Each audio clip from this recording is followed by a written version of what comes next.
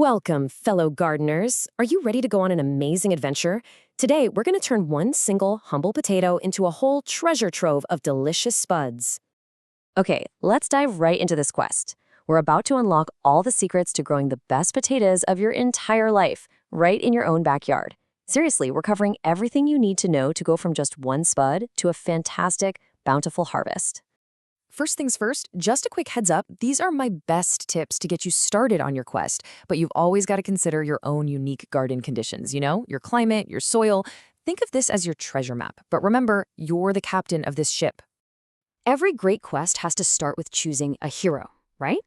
Well, in our story, that hero is the seed potato. And believe me, the type of potato you pick right at the very beginning, that can be the difference between a good harvest and a truly epic one. Now, you'd probably think we'd be talking about seeds, but with potatoes, you're actually planting another potato. It's basically a clone, all ready to grow.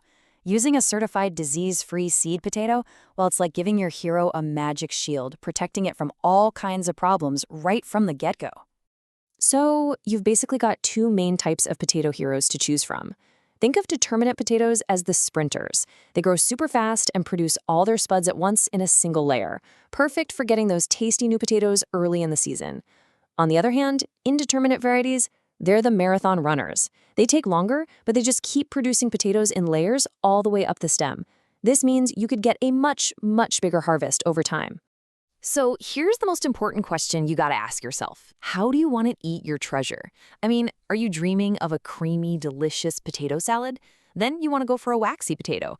But if you're craving those perfectly fluffy mashed potatoes or some crispy homemade fries, then a starchy variety is your hero, for sure. You're basically choosing your potato's superpower based on your dinner plans. All right, let's move on to the next stage of our quest and see how we can give our potato hero a little power up before it even goes in the ground. This is one of those super simple steps that can make a massive difference. So where do you find these heroes? Well, your local garden center is always your best bet for certified seed potatoes. But hey, if you're in a pinch, you can absolutely use potatoes from the grocery store. And this is important, make sure they're organic, because the regular ones are often sprayed with something to stop them from sprouting. And here's a pro tip for you. If you get a bigger seed potato, you can actually cut it into pieces to multiply your plants.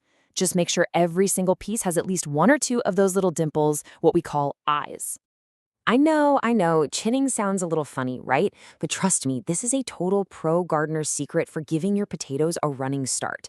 By getting them to sprout before they even hit the soil, you're essentially waking them up and getting them ready to grow. This can literally shave weeks off the time it takes to get to harvest day.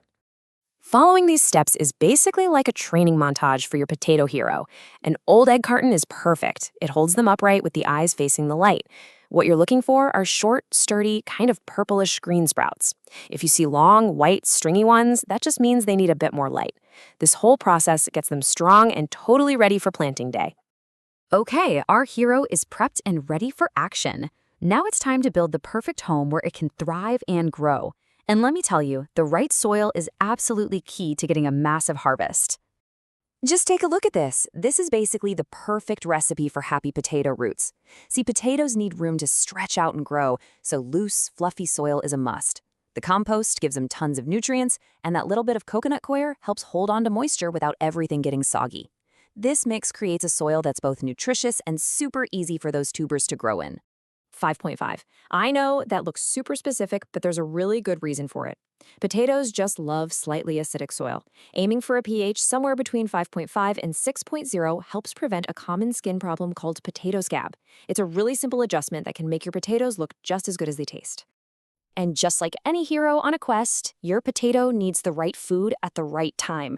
So, at the very beginning, give it a nice balanced meal for strong leaves and roots. But then, about a month in, it's time to switch tactics.